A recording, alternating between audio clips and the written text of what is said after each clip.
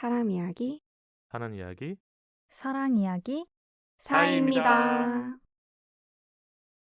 오늘도 이곳에서 편안하게 쉬어가셨으면 좋겠습니다. 안녕하세요. 진행자 문희입니다. 게스트로 우정님, 세리님이 우리 방송을 찾아와 주셨는데요. 인사 한번 부탁드려요. 안녕하세요. 우정입니다. 안녕하세요. 세림입니다. 오늘 두 분을 모시게 된 게 두 분이 다 대학생이어서 이제 같이 게스트로 모셨던 거고, 세리님은 혹시 뭐 좋아하는 취미라든지 그런 게 있을까요? 저는 취미가 꽤 오래됐는데 요가 하는 것을 가장 아. 좋아합니다. 요가는 그럼 어떻게 입문하게 되신 거예요? 일단은 제가 마음이 항상 미래에 있었어가지고 좀 현재에 있으면 좋겠다라는 생각을 시작으로 요가를 하게 되었는데요.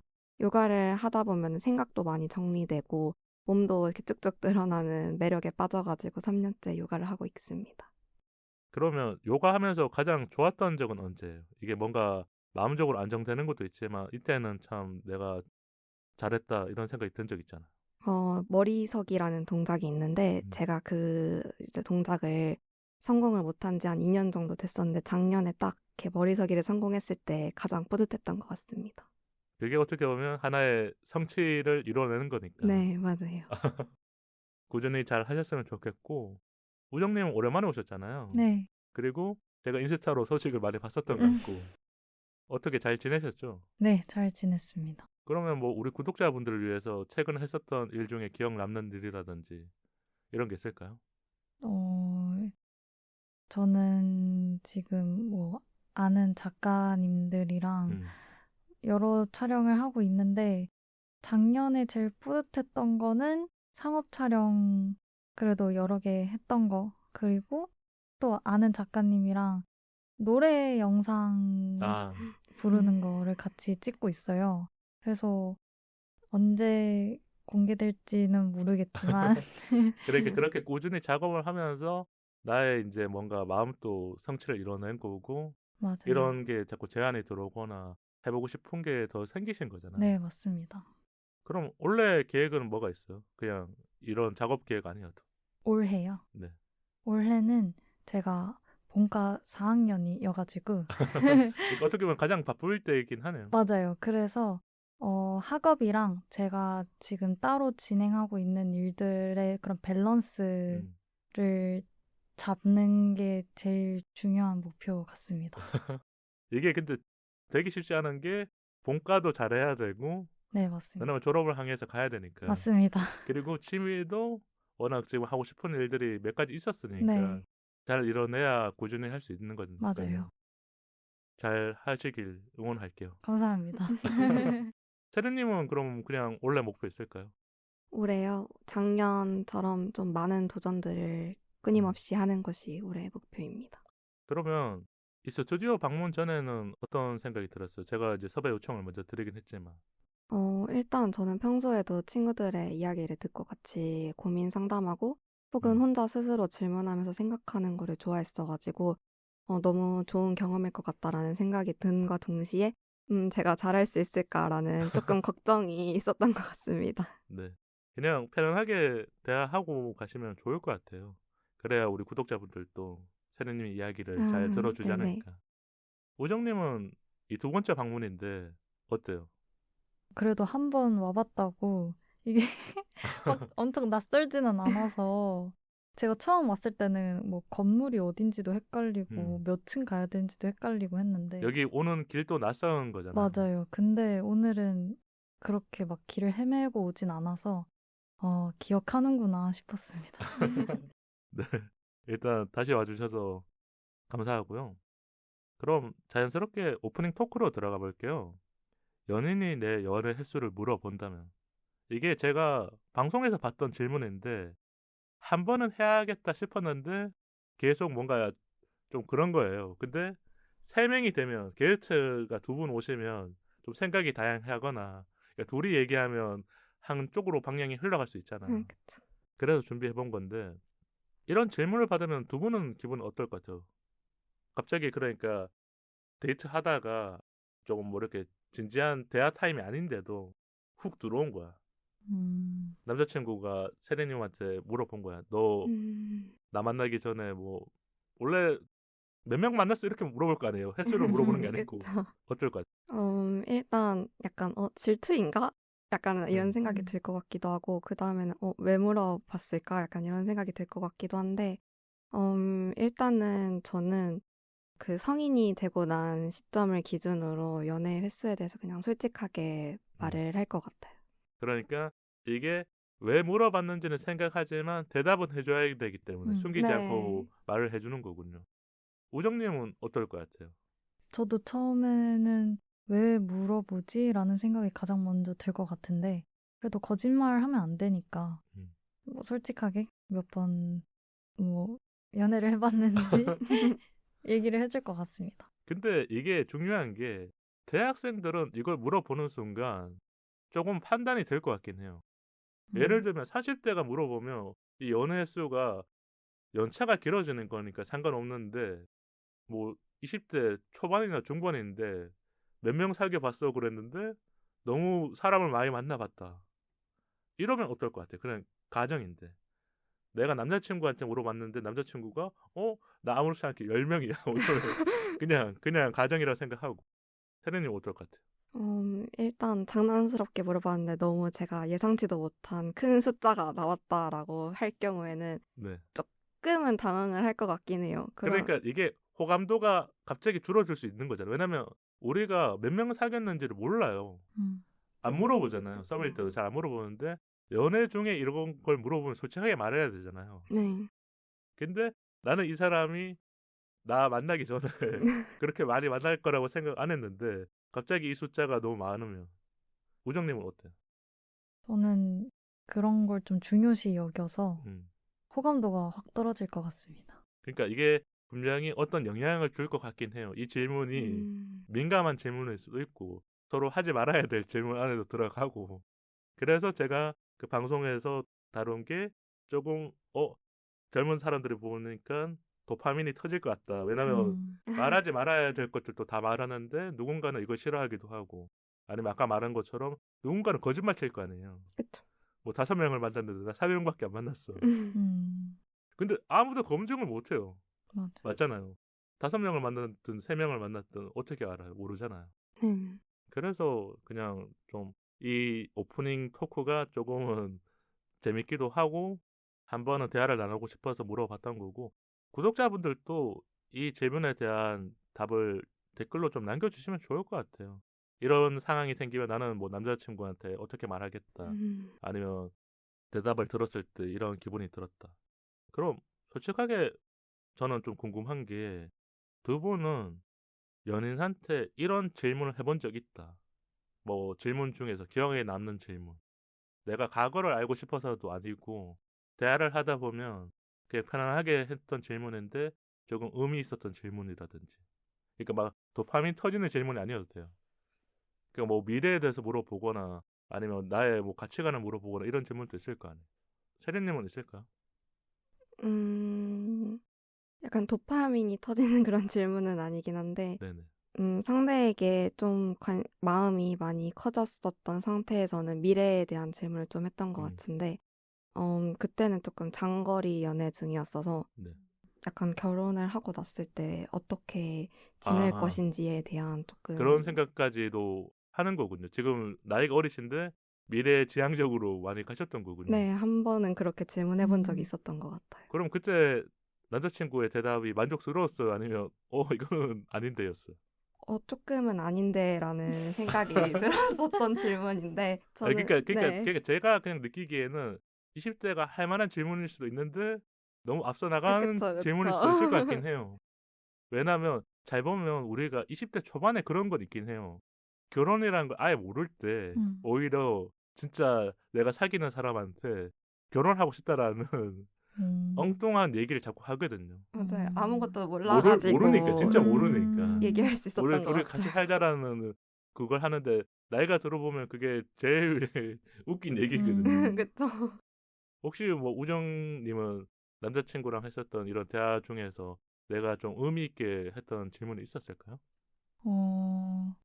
저도 미래에 관한 얘기? 왜냐하면 저는 남자친구랑 진로가 아무래도 같아서, 그래서 뭐 졸업을 하고 어떻게 할 건지. 어떻게 할 건지에 대한 얘기, 나아가서는 결혼 같은 얘기도 했었던 것 같고.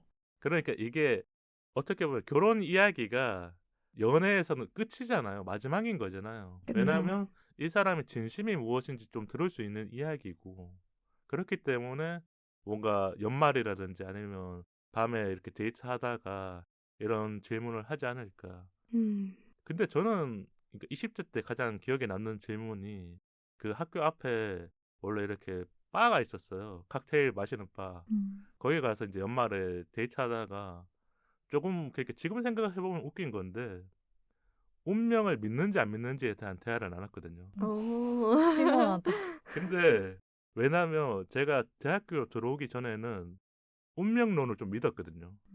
그게 왜 그러냐면 영화라든지 드라마를 많이 보다 보니까 그 학교에서 우연치 않게 뭔가 도서관에서 뭔가 책 같이 이렇게 하다가 부딪혀서 만나거나, 뭐 아니면 그 강의실에서 같은 자리에 앉아서 만나거나, 뭐 이런 상상을 많이 했었던 것 같아. 그래서 그때 그 바에서 운명론에 대해서 얘기를 나눴었던 게 지금까지도 생각나는 게, 그러니까 어떤 원하는 대답이 있었던 게 아니라 내심 내가 궁금한 거를 여자친구가 어떻게 생각하고 있는지를 물어보고 싶었던 거야. 그래서. 근데 생각은 달랐죠. 아, 그래요? 그러니까 나는 그때는 운명론이 강한 사람이었고, 근데 여자친구는 현실론자. 그러니까 연애를 할 때는 좋아하는 게 서로 있어야 되고 뭔가 이런 게 잘 맞아야 연애가 되는 거지. 나처럼 뭔가 이렇게 드라마처럼 뭔가 훅 빠지는 건 없다. 그게 뭐 첫눈에 반한다거나 이런 게 있었던 것 같고, 두 분은 그러면 그냥 한번 물어보는 건데, 첫눈에 반한다는 말, 이거는 어느 정도 맞는 것 같아요. 그냥 퍼센트로 말해도 되고 아니면 그냥 내 생각에는 저는 50대 50인 것 같습니다. 50대 50. 네. 그래도 어느 정도 그게 맞았던 적이 있었나 보네. 제가 사실 얼굴을 좀 많이 봐서 그러니까 첫인상에는. 외모를 많이 보는. 근데 그게 전부가 될 순 없으니까. 음. 그래서 그거를 첫눈에 반한다는 표현으로 하기에는 조금 애매한 것 같아요. 아, 그럴 수도 있긴 하네요. 맞죠? 네. 어때요, 세리님은? 저도 한 60대 40으로 60이 이제 첫눈에 더 반한다라는 맞나 보네. 쪽인데, 아까 우정님이 말씀해주신 것처럼 첫눈에 반한다 정도는 아니지만 그래도 네. 마음이 확 이끌리는 거는 음. 아무래도 외적인 모습이 많이 영향을 끼치니까. 그러니까 20대 분들은 외적인 거에 조금 더 이렇게 내가 그걸 두는 경우가 많잖아요. 솔직히 말하자면. 네. 네. 왜냐면 같은 대학생이거나 뭐 갑자기 나이 차가 많이 나는 사람 만나는 건 아니잖아요. 그러면 내가 끌리는 사람한테 조금 더 호감을 느끼거나, 이게 연애 상대 안에 들어가는 거고. 그쵸. 맞죠? 그럼 뭐 이렇게 재밌게 대화 나눴는데 오프닝 토크는 이 정도로 하고 공지 짧게 할게요. 오늘 방송이 벌써 시즌 7 10회거든요. 이런 생각이 들어요. 제가 시즌 1부터 6까지 벌써 한 600회 방송을 하고 또 계속 올라가잖아요. 이 숫자가 올라가는 게 저만 계속 체크하고 있잖아요. 그쵸, 그쵸. 여기까지 함께 해주신 구독자분들이 있어서 너무 고마웠던 것 같아요. 그러니까 내가 혼자서 방송을 하는 거와 누군가가 이 방송을 기다리기도 하고 댓글도 남겨주고 사연도 보내주고, 이게 의미가 다르잖아요. 그쵸. 그래서 감사하다는 인사 또 해드리고 싶어서 오늘 이야기 드렸고요. 이제 구독자분들이 기다리는 사연으로 들어가 볼게요. 오늘도 좋은 날 되세요. 똑똑. 어서 오세요. 차분히 고민을 들여다보는 곳 사이 상담소입니다. 힘든 일이 있다면 사이 이메일로 언제든 보내주세요. 오늘은 정수연님 고민을 소개해 드릴게요. 안녕하세요. 저는 아직 학교를 다니고 있는 평범한 24살 여대생이고요. 처음 보내다 보니 부끄럽긴 하지만 마음이 너무 복잡해서 글을 써봐요. 지금 남자친구는 제 두 번째 연애이고 2살 많은 오빠예요. 저의 첫 연애는 8개월을 연애하다 서툴게 끝났고, 이번에는 잘 만나고 싶은 마음으로 시작했어요. 만난 지 1년이 조금 넘어서 다를 거라고 생각했지만 힘든 순간들이 자꾸 생기네요. 남자친구는 나쁜 사람은 아니에요. 연락도 나름 잘 되는 편이고 만나서 제 이야기도 잘 들어줘요. 여기까지는 그러니까 그냥 평범한 20대 연애인 것 같아요. 그런데 가끔 질투가 심해서 어떻게 대화를 해야 될지 모르겠어요. 제가 좀 두 분한테 궁금한 게, 이 질투라는 거는 좋아할 때만 생기는 거잖아요. 그러니까 우리가 좋아하지 않은 단계에서 질투를 느끼지 않잖아요. 그쵸. 혹시 두 분이 질투를 느꼈던 적은 언제예요? 연애할 중에. 나도 모르게 나 이거 질투하고 있는 것 같은데, 아니면 뭐 그런 감정이 들 때 있잖아.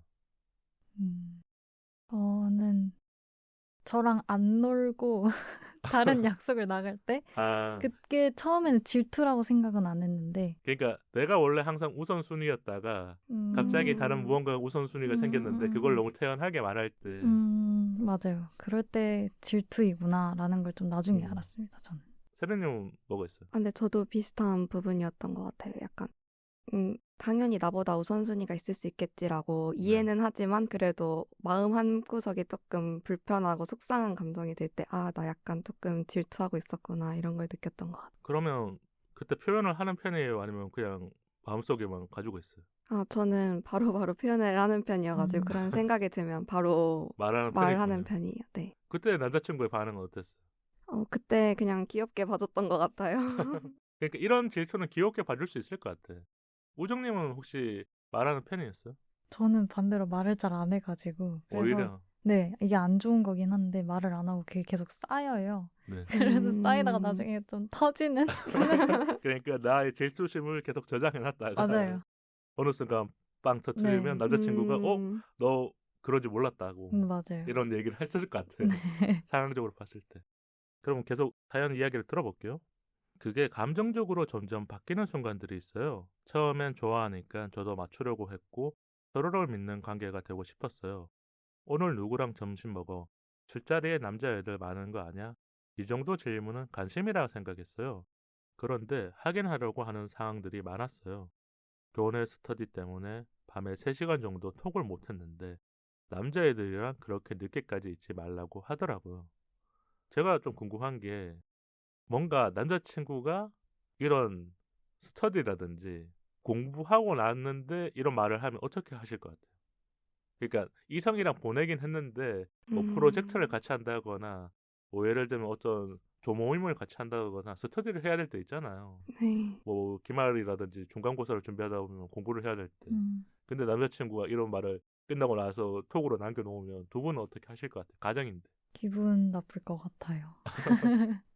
어쩔 것 같아요? 근데 저도 기분이 일단 조금 안 좋을 것 같고 그러고 나서 좀 제 생각을 말할 것 같아요. 이거는 약간 사적인 그런 것도 아니고 사적인 거긴 하지만 약간 공부나 이런 학업적인 만남이었는데 그렇게 간섭을 조금 하면은 좀 기분이 안 좋은 것 같다 이런 식으로 생각을 그러니까 말할 나는 것 진짜 공부만 하고 왔는데 그쵸? 남자친구 입장에서는 뭔가 다른 추측을 한 거잖아요. 네. 저기 그냥 이성들이랑 뭐 공부 안 하고 그냥 시시콜콜한 대화하면서 시간 보내거나 그쵸? 그런, 그러니까 잘못된 망상 음, 생각이라든지 이런 거 할 수 있으니까. 맞아요. 그럼 두 분은 그런 게 있어요. 내 남자친구가 이성의 어떤 무언가를 같이 할 때 신경이 쓰이는 적. 그러니까 이런 거 할 땐 확실히 신경이 쓰인다.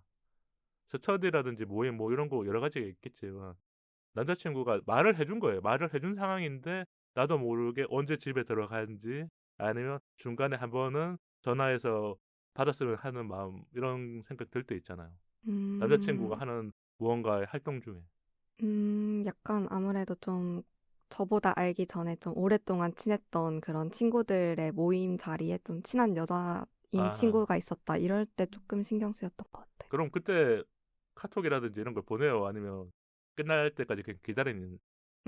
근데 만약에 그때 이제 남자친구가 갔다고 하면 제가 허락을 하거나 아니면 이야기가 된 상태에서 갔던 거니까 그럴 때는 딱히 말을 안 할 것 같고 그냥 그래도 정 너무 신경 쓰이고 막 마음이 답답하고 이랬다 이러면 그냥 나중에 좀 귀엽게 표현을 할 것 같아요. 아, 우정님은 어떨 것 같아요? 말을 하고 갔는데 이런 거 신경 쓰이는 모임이라든지 활동. 음, 저희가 아무래도 같은 과다 워낙 보니까 더 잘 알겠네요. 그러니까 네, 누구랑 친하고 서로를 지내거나 누구랑 같이 뭔가를 하고 있는, 맞아요. 뭐 학교에 어디 있을 것 같다. 학교의 네, 카페라든지. 그걸 알아서 약간 서로 잘 이해해 주려고 하는 편인 것 같아요, 저희는. 오히려 그러니까 조금은 더 완화가 된 거네요. 다른 네. 사람들보다. 그러니까 맞습니다. 다른 학교거나 멀리 떨어져 있으면 얘가 술을 먹고 있는지 공부한다 그러는데 음, 술 먹고 있는지 모르니까. 모르잖아요. 모르죠. 진짜. 그거는 확인할 수 없으니까. 근데 이런 게 있을 것 같아요. 이런 상황일 때 잘 말을 하면 금방 풀리는데 여기에서 너무 집요하게 물어본다거나 음, 너무 이상한 쪽으로 방향을 생각하고 나한테 이렇게 캐묻는 것처럼 들리면 맞아요. 사연자님 또 기분이 나빠질 수밖에 없고 맞아요. 안 해주고 싶은 거죠. 그쵸. 근데 제가 보기에는 이 사연 안에서 분명히 몇 번 더 있었을 것 같아요. 이게 한 번일 음, 때는 그거는 넘어가잖아요. 맞아요. 근데 한 세네 번이 되거나 반복이 되면 나도 모르게 남자친구가 왜 이거 물어보지? 음, 혹시 뭐 나를 좀 그 감시하려고 그러나? 뭐 이런 느낌까지 들 수도 있고. 그럼 이야기를 또 들어볼게요. 저도 스터디하고 바로 헤어졌어라고 조심스럽게 대답을 했지만 남자친구는 연락 안 되는 게 싫었다고 하더라고요. 그날 집에 오는 길에 마음이 너무 복잡했어요. 제가 잘못한 것도 아닌데 괜히 설명하고 변명하는 사람이 된 기분이었거든요. 이런 일이 사실 학기 중에도 몇 번 있었고요. 이제는 제가 먼저 행동을 조심하게 되는 것 같아요. 남자 동기랑 무엇을 해야 될 때 말을 줄이고 동성 친구들이랑 술 먹은 날인데도 인스타에 올리려다가 망설였어요. 남자친구를 분명히 좋아하는데 점점 제가 작아지는 느낌이 들어요. 얼마 전에도 동아리에서 신년 저녁 모임을 하고 왔는데 남자친구가 전화를 해서 이렇게 말하더라고요. 남자애들 많이 있었어? 솔직히 기분 안 좋다면서 미리 말해주지라고 했어요. 난 오빠가 뭘 하든 믿는데 오빠는 왜 맨날 그래라고 했더니 걱정하는 거라고 말하더라고요. 사귀고 있으면 어디까지 이해해줘야 하는 걸까요? 남자친구의 질투를 사랑이라고 받아들이는 게 맞는 건지 혼란스러워요. 제 마음을 지켜야 하는데 고민이 많이 돼요. 이렇게 보내주셨는데 우리가 여기 몇 가지 얘기해 볼 만한 게 있어요. 이게 질투가 좀 가한 것 같아요? 아니면 이 정도는 괜찮은 것 같아요? 요 사연 안에 있었던 상황 중에 지금 점심 먹을 때라든지 누구 만났는지 그리고 뭐 동아리 모임 갔었을 때 남자애들 많으면 그리고 스터디 있었을 때도 음. 두 분이 보기에는 어떤 것 같아요? 이건 뭐 그러니까 개인적인 차이니까 우리가 편하게 말해도 될 것 같은데요? 우정님 어때요? 질투가 심한 거예요? 아니면 이 정도는 귀엽게 봐주는 것도 몇 개 있는 거예요? 질투가 안 심하지는 않으신 것 같아요. 그러니까 뭔가 그래도 연인 관계면 서로를 신뢰를 하는 것을 바탕으로 그러니까 개인 시간을 어느 정도는 존중해줘야 되는데 네, 그 개인 시간을 넘어가는 횟수가 많아지는 거는 우리가 삼자로 봤었을 때도 이거는 질투다. 그러니까 예를 들면 이런 거잖아요. 사연자님이 남자 동기들이랑 있을 수 있는데 자꾸 남자친구가 질투하거나 여기에 신경 쓰면 여기 같이 있는 사람들도 신경 쓰이기 시작하거든요. 그쵸. 맞아요. 아무렇지 않은데 네. 우리는 그냥 공부하러 왔는데 맞아요. 그러면 이 친구랑 같이 만나는 시간이 불편해지는 거고 그런 게 음. 생기는 거잖아. 혹시 세르님은 이 상황을 봤을 때 어떤 것 같아요? 저도 남자친구분께서 이제 질투가 좀 심한 편이라고 생각을 하는데, 아까 이제 사연에 있던 부분처럼 오늘 누구랑 점심 먹어? 뭐 이 정도는 당연히 물어볼 수 있다 생각을 하는데, 이제 거기서 뭐 나아가서 술자리에 남자애들이 뭐 많은 거 아니냐, 이런 식으로 좀 본인이 추측을 해가지고 한 단계 나아가는 그런 질문을 음. 하는 것들은 조금, 이거는 질투가 조금 심한 편이 아닌가라고 생각했던 포인트였던 것 같아요. 이게 잘 생각해보면 우리가 사연이어서 어조와 말투를 모르지만 사연자님이 듣기에는 이 말투와 어조가 조금은 강하게 들렸을 것 같아요. 음, 예를 들면 진짜 친절하게 오늘 누구랑 점심 먹어? 하면서 이름을 불러줘봐. 그러면 그냥 아, 진짜 뭐 하는지 물어보는 거예요. 음, 근데 이게 강하게 말하면 왠지 뭔가 캐묻는 것처럼 맞아요. 맞아요. 내가 어디 갔는지 다 보고해야 돼 이런 느낌이 든단 말이에요. 음, 그러니까 이게 뉘앙스의 차이가 있기 때문에 사연자님이 받아들이는 건데 분명히 남자친구도 우리가 의도까지는 알 수 없지만 네. 이런 게 여러 번 반복되면 그 뉘앙스가 뭔가 통제라든지 아니면 뭔가 질투 이상의 감정을 느끼고 자꾸 물어보는 거다. 네. 그럼 연인을 의식해서 행동을 조심하게 된다면 어떤 것들을 생각해 보면 좋을 것 같아요? 제가 생각하기에는 이게 원래는 편한 사이였는데 누군가 변해간 거잖아요. 근데 우리가 봤었을 땐 남자친구가 자꾸 더 물어보는 거니까. 음, 그러니까 나의 행동을 신경 써야 되는 거잖아. 예전에는 친구 만나고 뭐 동성이랑 스터디하는 걸 신경 안 썼는데 어느 네. 순간부터 신경을 쓰게 됐을 때 이 사연자님이 한 번 더 고민을 해봐야 될 것들은 뭐가 있을지. 일단 남자친구와의 이제 교제를 함으로써 이제 그 남자친구의 행동이나 이런 것들이 얼마나 내 영역을 침범했냐 아니면은 아까 사연자님이 말씀한 것처럼 좀 내가 작아지는 것 같다는 감정이 든다든지 그러니까 나의 자존감이 변화하고 있는 네. 거잖아. 이거는 연애 중인데 원래 연애 중일 때는 그래도 자존감이 높아지거나 잘 유지가 돼야 되는데 그리고 일단 이걸 뭐 사랑이라고 받아들이는 게 맞는지 혼란스럽다 이런 감정이 드는 순간부터는 조금 고민을 해봐야 된다고 생각을 해요. 오정님은 어떤 게 있을 것 같아요? 일단 행동을 조심하게 된다는 거잖아요. 그러면 이 사람이랑 나랑 연애 성향이 좀 안 맞나? 아니면은 서로가 생각하는 이성에 대한 기준이 좀 다른가에 대해서 좀 더 고민을 해볼 것 같고 그것에 대해서 좀 진지하게 대화를 나누고 서로가 합의를 볼 수 있는 그 기준을 만들어 보려고 할 것 같아요. 지금 교제한 지가 1년 됐거든요. 이제까지 좋은 모습들만 봤다면 1년 넘을 때부터는 알아야 되잖아요. 그쵸. 맞아요. 그러니까 우리가 좋은 모습들 보여주면서 서로가 공냥공냥 뭐 이런 좋은 연애를 했지만 분명히 이때부터는 서로가 몰랐던 부분도 숨기려고 해도 드러나는 거고 맞아요. 내가 묻지 않아도 더 알게 되는 거고 다만 연애 가치관의 차이가 달랐었을 때 잘 맞춰가는 사람이 오래 연애를 할 수 있어요. 근데 눈치를 보거나 신경이 쓰인다는 거는 이 사람의 연애 가치관이 나랑 다른 거를 크게 느꼈을 때예요. 이게 자연스럽게 연결되는 사람들은 1년 연애를 하든 2년 연애를 하든 어느 순간 그냥 이해하거든요. 맞아요. 뭔가 늦게까지 술 마시고 와도 당연히 집에 들어갈 거 아니까 터치를 안 해요. 근데 변해가는 사람들은 자꾸 여기서 이제 술 먹으면 그때부터 예민해지는 거죠. 연말이라든지 새해 때 무슨 모임 있다 술 먹나 그러면 그때부터 자꾸 말도 안 되는 걸로 이제 자꾸 이렇게 그걸 건덕지를 잡는다고 해야 되나. 근데 이거는 내가 봤었을 때는 기분이 나쁘다 그러면 정확하게 말을 해줘야죠. 그쵸. 이걸 말 안 하고 내가 넘어간다거나 그냥 이제 남자친구가 이해해 주겠지 어느 순간. 이런 경우는 제가 본 적이 없었던 것 같아요. 그러니까 이해해 주는 사람이 있다면 그 사람은 마음이 진짜 넓은 사람이야. 맞잖아요. 내가 남사친을 만나든 뭐 조금 술자리에 늦게 들어가든 아니면 조금 연락을 못 하든 이런 사람들은 여기 단계까지 오지 않아요. 맞아요. 내가 고민하는 단계. 근데 이런 고민이 단계를 온다는 거는 이 사람이 이미 내 감정 영역에 어느 정도 침입을 했었던 거고 근데 그게 좀 불편하게 느껴지는 거죠.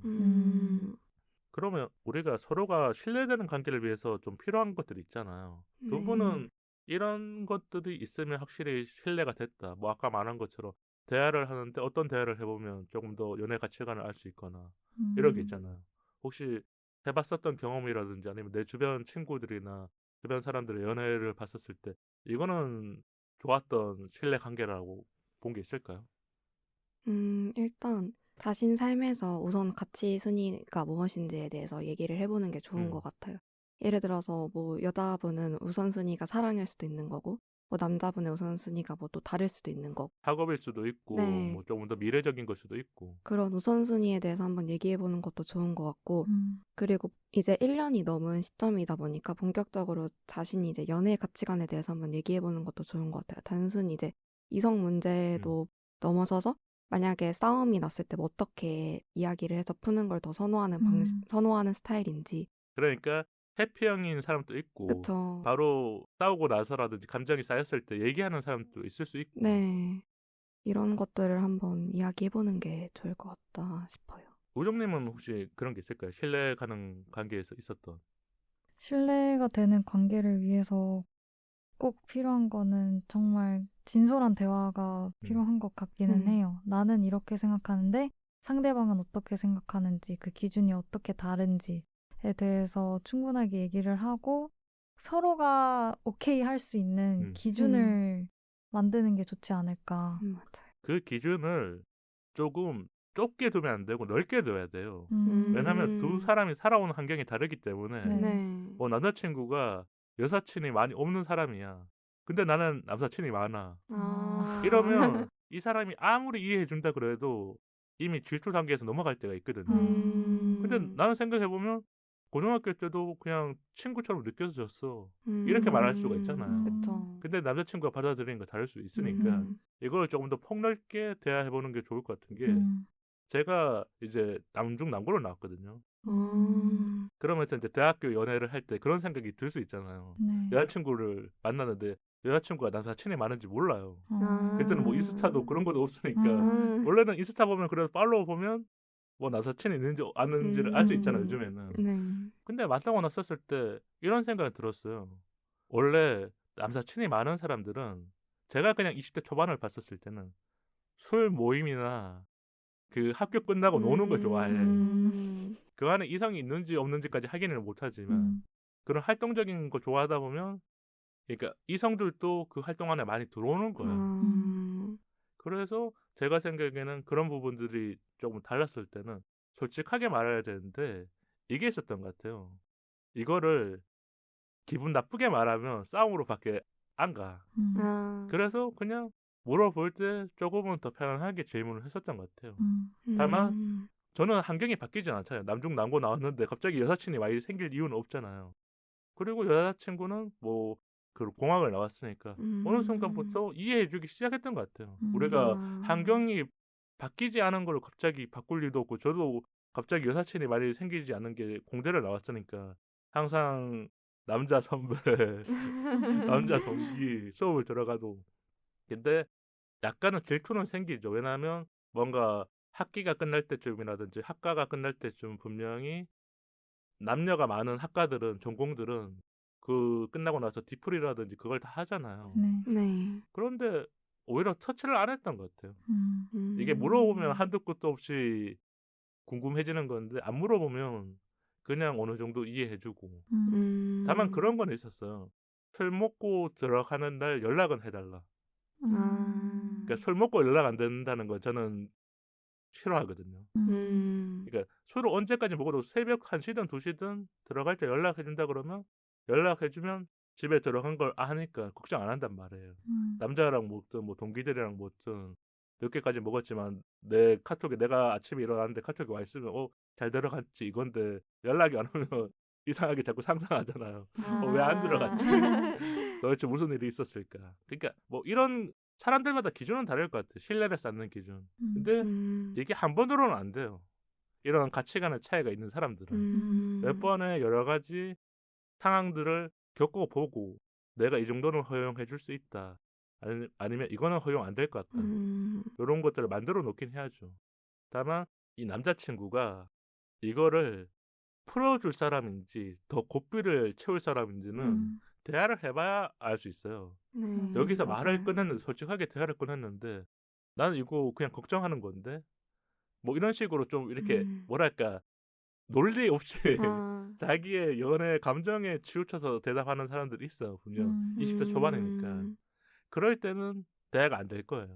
근데 나름 남자친구도 나는 그거는 생각 못 해봤었던 것 같아.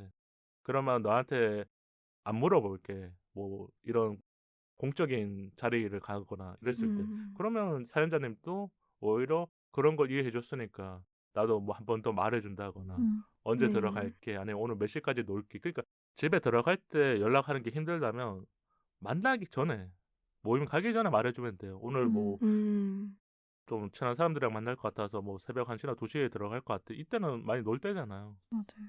그러니까 먼저 보고를 한다든지 끝나고 보고를 한다든지 뭐 이거 보고라고 표현하면 좀 웃기지만 이런 게 있으면 연애를 하는 사람이라면 이해해 줄 것 같아요. 저는 생각했을 때.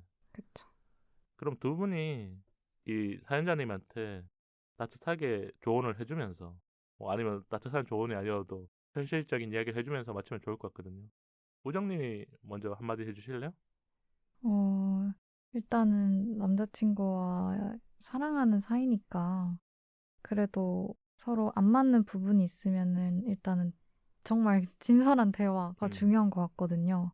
그래서 서로의 생각의 차이를 제대로 인지를 하고 그것을 어떻게 해결할지에 대해서 남자친구랑 진지하게 한번 얘기를 나눠보는 게 좋지 않을까 싶습니다. 이거를 한 번 하지 말고 한 3번 해보면 좋을 것 네, 같아요. 여러 번. 네. 음, 그러면 더 확실히 알 수 있어요. 음, 한 번은 감정적인 얘기만 할 수도 있어요. 음. 너 지난번에 늦게 들어갔잖아. 그러면 또 이 사연자님이 또 오빠는 늦게 들어간 적 없어. 이런 적 있을 수 아. 있으니까. 이거는 감정적인 대화니까 조금 차분하게 대화해보면 좋을 것 같아요. 세림님 또 한마디 해주실래요?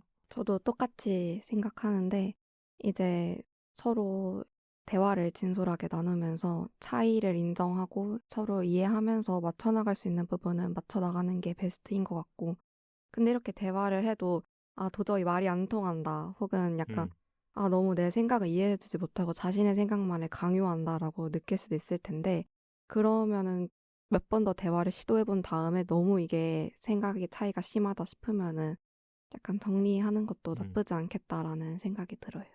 그러니까 우리가 이별하는 건 쉽지 않아요. 20대 초반에 만나고 지금 두 그쵸. 번째 연애를 하면 좋아하는 부분도 당연히 있을 거고 사연에서 말하지 않았지만 근데 이 감정을 끊어내기 위해서는 내 감정이 어떤지 봐야 될 것 네, 같아요. 네. 자존감이 낮아지거나 힘들어지는 거면 맞아요. 어느 정도 나도 밀어낼 줄 알아야 된다. 음. 이런 생각이 들어서 얘기를 해드렸고 오늘 사연 보내주셔서 정말 감사드리며 꼭 잘 해결되시길 바랄게요. 시즌7 반짝반짝 이 순간을 기록하자 20대의 성장일기로 들어가 볼게요. 완벽하지 않아도 잘하고 있지 않아도 괜찮다는 말을 해주고 싶었던 게 제가 이제 20대 분들의 고민 사연도 많이 듣고 게이트 분들도 20대 분들 많이 만나잖아요. 근데 이때 누군가가 격려해주고 응원해주면 더 힘이 날 때 있잖아요. 저도 20대 때 많이 받았었고 그래서 이런 주제를 준비했었는데 두 분한테 좀 궁금한 게 있어요. 혹시 내가 잘 살고 있을 때 이런 생각 한 적 있을까요? 나 참 잘 살고 있어.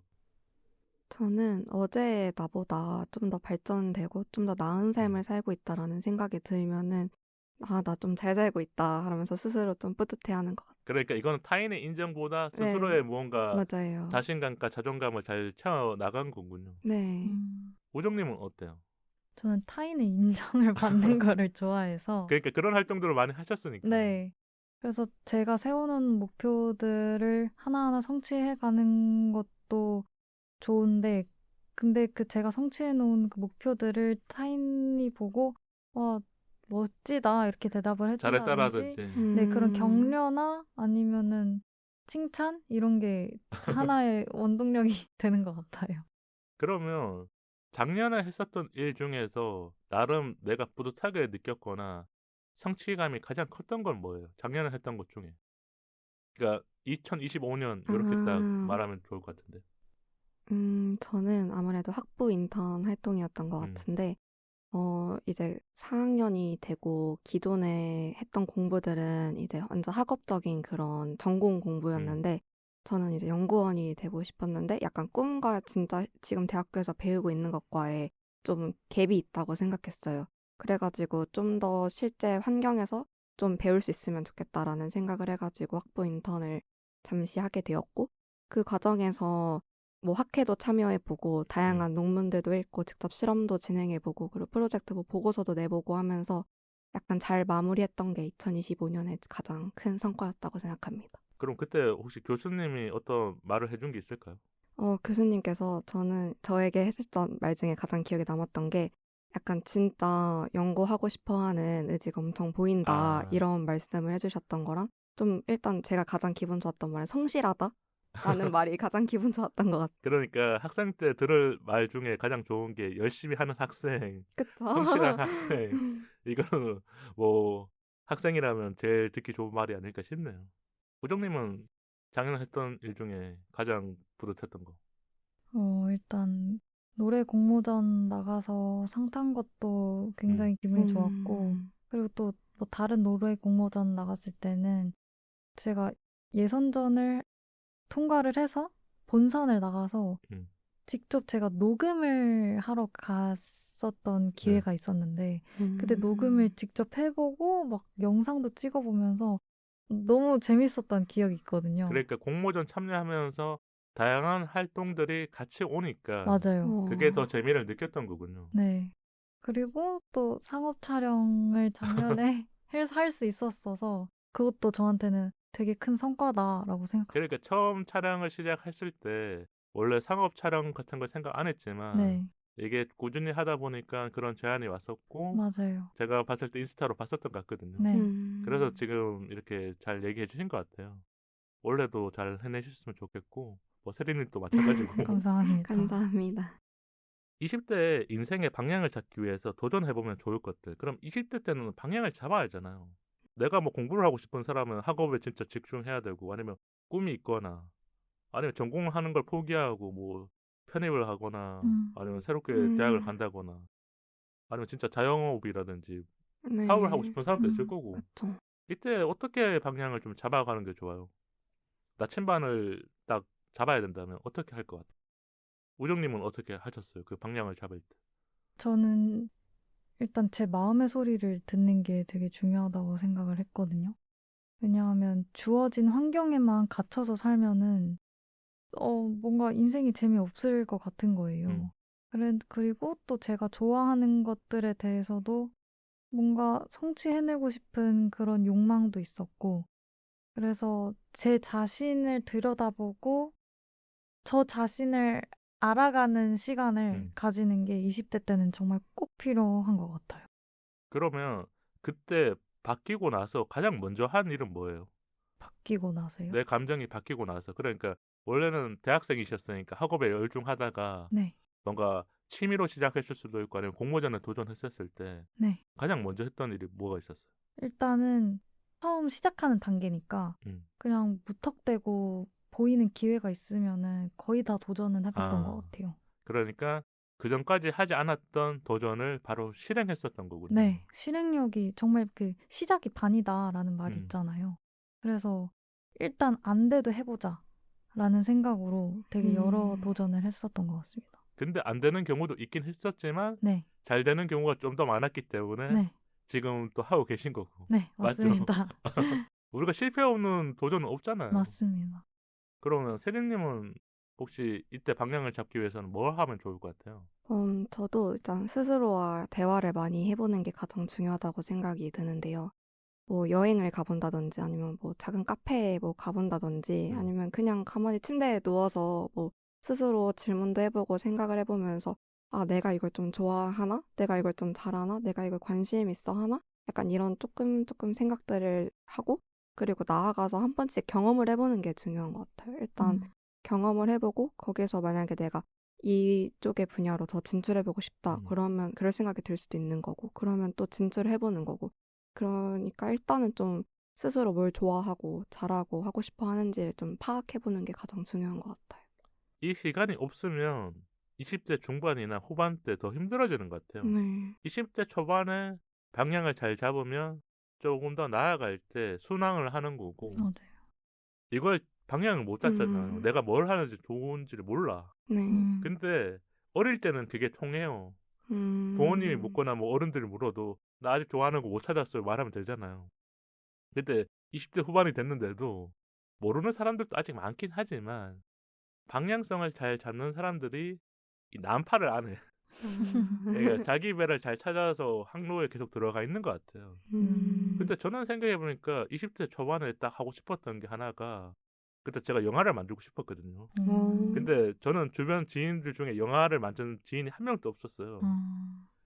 그러니까 요즘처럼 유튜브가 있었던 세상도 아니니까 막막했었어요. 이거 해보고 싶은데 어떻게 하지? 그래서 인터넷에 무명의 카페에 그냥 시나리오를 올렸어요. 매주. 시나리오를 올리니까 연락이 오는 거야. 출판사라든지. 이게 재밌고 막 댓글도 달리고 메일로 막 그런 게 오는 거야. 그러니까 지금으로 봤었을 때는 약간 웹툰의 연재처럼 그 글을 연재한 건데 막 메일로 빨리 다음 편 달라고 모르는 사람들이. 그러면서 내가 조금씩 용기를 얻었던 것 같아요. 여기서 실패하면 그냥 조회수가 안 나오거나 댓글이 없거나 아무도 관심 안 가져주면 그냥 흑역사잖아요. 올려놓았던. 맞아요. 근데 그런 사람들이 관심을 가져주고 그리고 그때 큰 커뮤니티에 이 글이 소개가 되고 그리고 딱 했었던 게 제가 4학년 때 글쓰기 수업을 등록했어요. 저는 원래 공대생이니까 들을 필요가 없는데 글쓰기 수업을 4학년 때 딱 놓고 그때 음. 교수님이 제 글을 보고 이 발표를 시켰어요. 근데 오, 발표시키면 그 수강생 중에 잘하는 거잖아요. 그쵸. 그쵸. 이게 또 다른 게 온라인에서 올리는 거랑 요 학생들 앞에 다 있는데 내 글 소개하는 거랑은 다른 거거든요. 왜냐면 대면해야 되니까. 음. 뭔가 그때 하고 나서 이런 기회들이 생기니까 만들고 싶다 그래서 이제 진짜 영화를 만들었죠. 근데 오, 그때 음. 유명한 이제 방송사에서 지원을 해줬어요. 오. 이게 참 신기했던 게 처음에는 막막한데 하나씩 풀려가잖아요. 네. 네. 잘 풀려요. 그러니까 그런 순간들이 20대 때 한 번씩은 와요. 나도 모르게 음. 진짜 계속 안 되다가 막막하다가 누군가의 뭐 진짜 신의 손길일 수도 있고 이게 저는 그때 그런 표현을 했었거든요. 이게 왜 이렇게 갑자기 잘 되지? 아. 이런 생각도 들어요. 너무 잘 되면 불안하거든요. 맞아요. 그쵸. 뭔가 일이 터질 것 같은. 근데 다행히도 거기서 잘 받아서 오디션 또 제가 이제 다른 스태프들 다 모아서 배우 오디션 또 보고 그 어린 나이 때 음.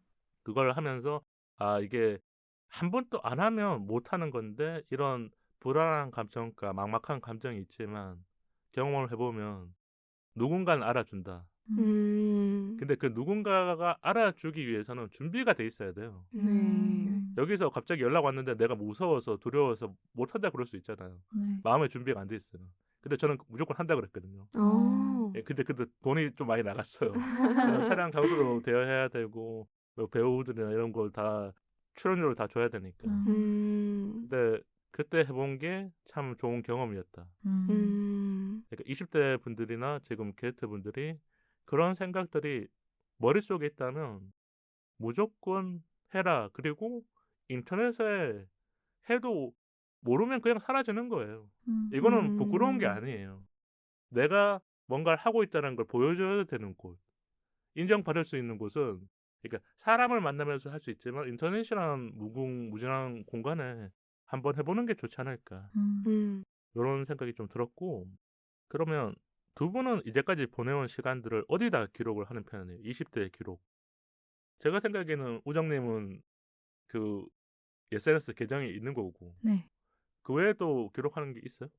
제가 그 이전에 왔을 때 블로그도 같이 하고 있다고 음. 했는데 너무 바쁘더라고요. 두 개를 같이 그러니까 두 개를 다 하기는 하기가. 쉽지 않잖아. 왜냐면 네. 지금 보니까 인스타나 뭐 스레드나 이런 걸 봤었을 때는 좀 더 많이 성장하신 것 같고. 네, 그래서 블로그는 지금은 살짝 뒷전에 있기는 한 상태이고요. 그리고 예전엔 일기를 많이 썼었어요. 음. 근데 일기 쓰는 것도 시간이 많이 걸려서 요즘은 안 하고 있어서 이게 하나에 집중을 하고 있는 거군요. 네, 그렇습니다. 그래서 제가 봤었던 게 매월부터 매월 기록이라면서 올리신 게 맞아요. 그런 거잖아요. 네, 맞죠? 맞습니다. 조금씩 하루에 다 할 수 없으니까 이제까지 있었던 좋은 것들을 모아서 네, 이렇게 기록하신 게 아닐까. 네, 맞아요. 혹시 세례님은 어떤 기록 방법이 있을까요? 저는 일단 일기를 잘 안 쓰는 성격이어가지고 일기나 뭐 이런 그 블로그나 이런 데 기록은 잘 안 하는 것 같고 일단 행복하거나 뿌듯한 순간은 저도 마찬가지로 인스타에 많이 업로드를 하는 것 같고 반면에 이제 남들한테 조금 보여주고 싶진 않지만 그래도 약간 흘러보내기는 싫은 그런 뭐 힘든 시간이나 아니면 힘든 속에서도 깨달음이 있었던 거 이런 것들을 핸드폰 메모장에 좀 많이 기록을 해놓는 편인 것 같아요. 요즘 보니까 핸드폰에 대부분 메모를 많이 해놓는다 하더라고요. 네. 그래서 그게 어떻게 보면 제일 많이 사용하는 거잖아요. 핸드폰 자체가. 네. 그래서 기록이 되기도 하고 또 사진 같은 경우에도 요즘에 아이폰은 그런 기능이 있어요. 3, 4년 전에 찍었던 사진이 갑자기 메인에 뜨면서 무슨 맞아요. 추억의 사진이라 그러면서 자꾸 알려줘요. 맞아요. 안 알려줘도 맞죠? 되는데. 안 그러니까 궁금한데. 2023년 사진 그러면서 근데 또 아이폰 스스로가 뭔가 붙여놨어 이름을. 맞아요. 그래서 나 이런 적 없는데 그러면서 보면서 웃기도 하고 저는 근데 제일 많이 했던 곳이 PC였던 것 같아요. 그러니까 예전에 시나리오 써놓은 거, 뭐 사진 찍어놓은 거 다 놔뒀는데 이런 게 있어요. 제가 지금 한 PC를 9년 정도 사용하고 있거든요. 그러니까 보면 폴더가 뭐 2015년 폴더, 그러니까 1년마다 한 번씩은 다 거기다 넣어놔요. 원래 바탕화면에 있었던 것들을. 근데 우연치 않게 그 대학생활 했었을 때 폴더가 있었어요. 좀 부끄럽기도 하고 옛날 것 같은데 이렇게 순수하게 살았던 시절이 있었나? 그러니까 20대 보면 25살 때 20살을 보면 그런 느낌이거든요. 아, 아무것도 모를 때니까. 저는 지금 30대가 돼서 20대를 보니까 더 그런 기분이 드는 거고. 그래서 어딘가에는 잘 기록해 두시면 좋을 것 같아요. 뭐 휴대폰이든 PC든 인스타든. 근데 사이 인스타 같은 경우에도 지금 한 번도 안 지웠거든요. 게시물이. 그러니까 제가 2016년에 처음 시작했는데 그 게시물이 다 있어. 근데 신기한 게 최근에 구독자분인지 우리 청취자분인지 모르는데 자꾸 옛날 게시물을 좋아를 눌러. 그러니까 그분이 저의 과거를 보려고 하는 게 아니라 그러니까 우리 공식 계정에 들어와서 보다 보니까 뭔가 눌러주시는 것 같은데 그래서 이렇게 기록해두는 게 좋은 게 아닐까 그런 생각이 들었고 그래서 두 분한테 물어봤던 것 같아요. 그러면 다음으로 궁금한 게 지금 현실이 좀 더 고민이 많이 들어요? 아니면 미래에 대한 꿈이 고민이 많이 들어요? 현실에 내가 어떻게 지내는지 고민을 많이 하는 건지 아니면 미래에 내가 어떻게 살아야 할지 무엇을 해야 하고 있을지 이런 게 고민이 많이 드는 건지. 저는 현실에 대한 고민이 좀 많은 것 같은데 항상 어릴 때부터 좀 꿈이나 아니면은 이런 미래에 대한 계획이 좀 항상 확고했던 편이었어서 음. 그 꿈을 이루기 위한 지금 현실에 내가 무엇을 해야 되고 그리고 무엇을 하면 좋을지 뭐 이런 것들에 대한 고민을 많이 하는 것 같아요. 그러면 꿈을 어느 정도 이뤘던 거예요? 지금 그냥 우리가 뭐 이걸 제가 다 알 수는 없으니까 네네. 세림님이 보기에는 나의 만족도는 어느 정도예요? 100% 이루었다는 거는 말이 음. 안 되고, 그래도 돌이켜보면은, 내가 이런 거를 왜 했지라고 약간 싶은 순간이 있을 수도 있잖아요. 근데 그렇죠. 그런 것도 이제 크게 보면, 어쨌든 제 꿈을 향해 나아가기 위한 그런 일종이었던 거예요. 지금 돌이켜보면은. 음. 그래서 꿈에 대해서는 항상 꿈을 향해 나아가고 있다라고 생각을 하고 있어요. 그러니까 진행형인데 네. 계속 나아가고 있는 네, 이런 맞아요. 느낌이 있네요. 우정님은 어떤 것 같아요? 미래예요, 현실이에요?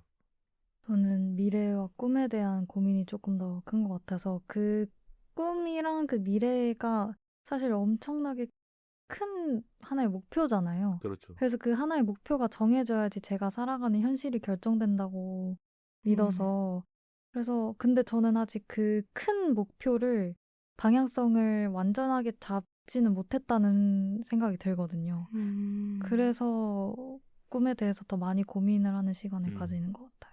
그러니까 미래는 우리가 모르지만 계속 고민을 해야 될 주제 같은 거잖아요. 네. 내가 지금 현실을 잘 살아가도 그러니까 미래가 갑자기 변할 수도 있고 이런 것들이 있으니까 변수가 너무 많으니까. 근데 제가 재밌는 칼럼을 하나 봤는데 우리 인생이 그 줄기가 있대요. 그러니까 뭐 그 칼럼에서 그냥 숫자를 넣어놓은 것 같은데 13살, 23살, 33살 잘 봐봐요. 13살 때 초등학생이 끝나고 중학생 올라갈 때거든요. 네. 23살은 대부분 이제 군대를 안 가거나 뭐 이런 사람들은 졸업할 때쯤이 맞잖아요. 그쵸. 33살도 어떻게 보면 일을 했었다라면 직급이 바뀌거든요. 그때. 어. 그러니까 뭐 가장에서 뭐 올라가거나 대리에서 올라가거나 이런 시기인 것 같아. 그러니까 그 숫자를 일부러 넣어놓은 것 같지만 제가 그러니까 돌이켜 보니까 저는 살아와 봤으니까. 네. 그래서 저는 구독자분들에게 그 나이 때는 나의 미래의 10년을 한번 봐야 된다. 그러니까 원래 우리가 가장 많이 볼 때는 솔직하게 말하면 19살에서 20살 바뀔 때 1이 2로 바뀌니까 고민을 많이 하고 29살이 30살 될 때 많이 하잖아요. 네. 근데 잘 생각해 보니까 29살 때 30살 될 때는 고민을 안 해요. 오히려 더 기대하게 되고. 그리고 저도 19살 때 20살 될 때 제일 좋았던 게 뭔지 아세요? 뭐예요? 그러니까 대학 캠퍼스에 뭔가 낭만이 있었다 때니까 대학 캠퍼스에 가서 이제 여자친구도 만들어야 되고 술도 마실 수 있고 그러니까 성인이 되기 전에 못했던 것들 다 할 수 있으니까 저는 그러니까 또 제 방에서 이 상경을 했으니까 더 뭔가 기대가 많았던 이런 게 있었던 것 같아요. 두 분은 이런 전환점이 있긴 했었어요.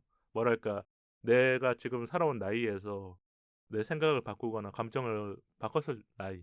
저는 딱 19살에서 20살 20살 넘어가는 때. 딱 수능 끝나고 시점이었던 것 음. 같은데, 일단 그 전에는 약간 학교라는 그런 보호 속에서, 그리고 의무교육이라는 보호 속에서, 그러니까 모두가 가지는 네, 가정 안에 있는 거고. 맞아요. 그랬는데 이제 딱 성인이 되는 순간 제가 스스로 선택해야 되는 게 많아질 뿐더러 그 선택에 대한 책임도 스스로 지는 거니까, 조금 더 생각이 많아졌던 것 같아요. 그럼 그때 했었던 것 중에 지금 이뤄낸 것들도 많을 거 아니에요. 네.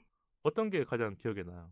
19살 때 했었던 건데 지금 기억해보면. 그때 제가 가장 크게 고민했던 게 이제 재수를 할지 혹은 아. 편입을 할지 그 고민이었는데, 어쨌든 결론적으로는 편입을 선택을 했고, 했고 그리고 좋은 결과를 얻었어가지고 그게 가장.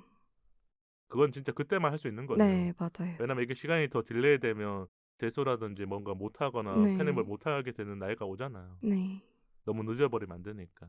우정님은 혹시 몇 살 때 이런 전환이 있었어요? 저는 2번 있었던 것 같은데, 일단은 첫 전환점은, 제 반수를 실패했을 때였던 것 같고요. 그리고 2번째 전환점은 본과 1학년으로 들어갈 때, 예과에서 본과로 바뀔 때, 이렇게 음.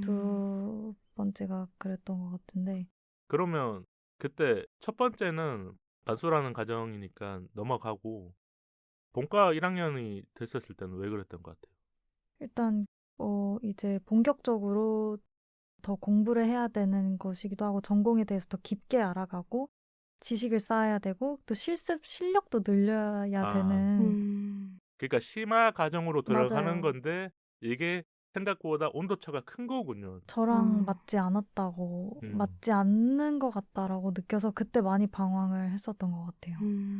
그게 우리가 환경이 갑자기 바뀌거나 내가 선택한 무언가가 이루어지지 않을 때 그런 생각들을 되게 많이 하잖아요. 네. 이거는 견뎌내야 되는데 견뎌내기는 또 쉽지 않고 음. 누군가에게 도움을 요청해야지만 도움을 받는다고 해서 변하지 않는 무언가들이 있단 말이에요. 네. 왜냐하면 자기 스스로 의지로 이겨내거나 이뤄내야 그 다음 단계로 갈 수 있으니까. 아마 그게 뭐 재수나 편입이나 그런 것도 네, 있잖아요. 맞아요. 뭐 그리고 본과를 가는 것도 본과에서는 진짜 실습을 해도 내가 다 해야 되고 내가 성적을 어느 정도 내야 되니까 맞아요. 이런 생각이 드신 게 아닐까 싶네요. 그럼 이색 질문 한 가지 하면서 마치면 좋을 것 같은데 요즘 그런 드라마가 많더라고요. 과거로 돌아가서 새롭게 삶을 사는 그런 웹툰과 드라마가 많아서 네. 넣어놨는데 두 분은 10대로 돌아간다면 네. 다른 길을 고를 것 같아요? 아니면 그때 선택을 그대로 또 밀고 나갈 것 같아요? 음. 그러니까 10대라고 해서 19살이 아닌 뭐 좀 더 어릴 때로 돌아갈 수도 있고 음. 그러니까 이게 핵이라고 하잖아요. 인생을 다시 살면서. 네. 근데 드라마나 웹툰은 그 인생을 잘못 살았기 때문에 더 좋은 방향으로 나아가는데 우리 삶은 그런 게 아니잖아요. 우리도 만족하고 살고 있을 수도 있고. 그래서 이제 편안하게 그냥 대답해 주면 좋을 것 같은데요. 저는 돌아간다면 다른 길을 고를 것 같은데, 어떤 길을 갈 것 같아요? 지금이랑 크게 변할 것 같진 않은데 약간 학과에 있어서 선택을 좀 다른 선택을 할 것 아. 같은데, 저는 10대 때 약간, 특히 고등학교 때 뭔가 조급했던 것 같아요. 약간 지금 돌이켜보면은 별게 아니고 그때 꿈을 꾼다 해도 충분히 이룰 수 있는 시간도 있고 그런 생각이 드는데, 그때는 뭔가 당장 내가 뭐 성적도 안 나오고 하니까 뭔가 꿈을 현실에 맞춰서 포기하고 뭐 낮추고 좀 협의를 이렇게 봤던 것 같은데. 타협을 많이 했었던 네, 거군요. 네. 근데 돌아간다면은 그냥 그대로 했을 것 같아요. 어떻게 보면 이게 쉽지는 않아요. 10대로 돌아간다고 해서 뭐가 드라마처럼 다 바뀌는 건 그쵸. 아니거든요. 호정님은 어떨 것 같아요? 그냥 돌아간다면. 저도 20대 때 아마 다른 길을 고르지 않을까 라는 생각이 드는데, 지금 또 다른 길에 가끔씩 가고 있으니까. 네. 뭐 제가 좋아하는 취미나 이런 거는 음. 할 것 같긴 한데, 저도 과가 저한테 잘 맞는다라는 느낌은 들지 않아서 조금, 근데 제가 그 사실을 너무 늦게 알았어요. 우리가 잘 생각해보면 10대 때는 대학 생활이라든지 대학 전공을 바라보면 조금 담론적으로 보는 것 같아요. 맞아요. 이 전공에 가면 이런 수업을 듣겠지 네. 하는데 음. 진짜 그 과정을 거치다 보고 수업을 듣다 보면 너무 다른 수업들도 듣게 되거나 아니면 내가 못할 것 같은 것들도 많잖아요. 네. 네. 아마 그래서 우정님이 그런 생각을 하신 게 아닐까. 맞습니다. 저는 10대로 돌아간다면 어떻게 보면 다 바꾸고 싶어요. 새롭게. 네, 그러니까 완전 새로운 삶을 살고 싶어요. 지금 뭐 제가 라디오 일을 하고 그 전에도 뭐 영화를 찍고 방송이나 미디어 쪽 일을 많이 했다면 그때로 돌아간다면 이런 꿈은 아니야라고 오. 할 것 같아요, 오히려. 왜냐면 저도 방향을 바꿨거든요. 그러니까 공대를 나와서 방향을 바꿀 때 가장 많이 듣는 말이 왜? 네, 그런 거예요. 그러니까 회사를 지원해도 사람들이 물어보는 게 여기 왜 지원했어? 뭐 괜찮은 대학 나왔고 괜찮은 전공인데 너 밥벌이 할 수 있잖아. 근데 이 말을 제가 대답을 항상 준비해가도 대답을 버벅거렸던 것 같거든요. 그러니까 뭔가 나는 의지가 확고하고 이 꿈에 대한 게 확신이 드는데 사람들이 물어볼 때마다 뭔가 그 사람들도 면접이니까 공격적이잖아요. 네. 그때마다 조심거렸던 게 있어서 지금 생각해보면 그냥 다른 일을 해도 먹고 살지 않을까. 근데 가장 하고 싶은 거는 요즘에도 가끔 꿈꾸는데 유럽에 어디 가서 뭔가 일하면서 좀 여행을 돌아다니고 그런 일을 해보고 싶어요. 그러니까 유럽 가서 뭐 하숙집에서 일을 한다거나 뭐 게스트하우스라든지 좀 사람을 만나는 일은 변하지 않을 것 같은데 우리나라가 아닌 외국에 가고 싶다. 이런 생각을 좀 했었던 것 같아요. 그래서 이야기를 들었고 오늘 1시간 좀 넘게 대화를 나눴는데 두 분은 어떠셨어요? 우정님이 먼저 소감 얘기해 주실래요? 오랜만에 왔는데 이번에는 또 새로운 주제로 대화도 해보고 또 새로운 사연도 받으면서 얘기하고 하면서 뭔가 저도 생각해보는 시간도 가지고 리프레시 할 수 있었던 것 같습니다. 세리님은 어떠셨어요? 처음엔 긴장이 많이 됐는데 이렇게 편하게 얘기하다 보니까 시간이 벌써 1시간이 훌쩍 지나갔더라고요. 일단은 연애에 대한 제 가치관도 한번 돌이켜볼 수 있었고 앞으로 이제 방향성 20대에 이제 어떻게 살아야 될지 이런 고민들도 해볼 수 있고 그리고 사연자분의 이제 사연도 저희가 해결책도 제시할 수 있어서 좀 더 뜻깊었던 시간인 것 같습니다. 오늘 방송이 어떻게 보면 20대에 한 반 정도는 들어가 있어요. 연애 이야기도 있고 우리가 이런 꿈과 현실적인 가치관에 대해서 얘기했으니까. 그리고 게스트분들도 지금 그 시대를 잘 살아가고 있는 두 분이 진행형인 거잖아요. 그래서 저도 들으면서 조금 더 공감하기도 했고 나름 라떼는 마리아라고 이렇게 이야기를 넣어줬던 것 같아요. 그러면서 오늘 방송은 참 재밌게 했고 우정님한테 고마운 게 또 한 번 와주셨기 때문에 더 네. 감사한 마음을 느꼈던 것 같아요. 세림님이 우리 방송 인스타와 이메일 소개 한번 해주실래요? 방송 외에 인스타 4242팟과 이메일 4242팟@gmail.com으로 저희는 소통하고 있습니다. 좋아요와 구독은 우리 방송에 큰 힘이 되니까 유튜브로도 많이 들어주세요. 팟빵과 유튜브 댓글로 방송 후기 남겨주세요. 긴 이야기는 메일로 기다릴게요. 다음 토크는 신의 노트 오늘 밤 영화 한 편으로 나를 돌아보다입니다. 우리 사이 더 가까워져요. 안녕.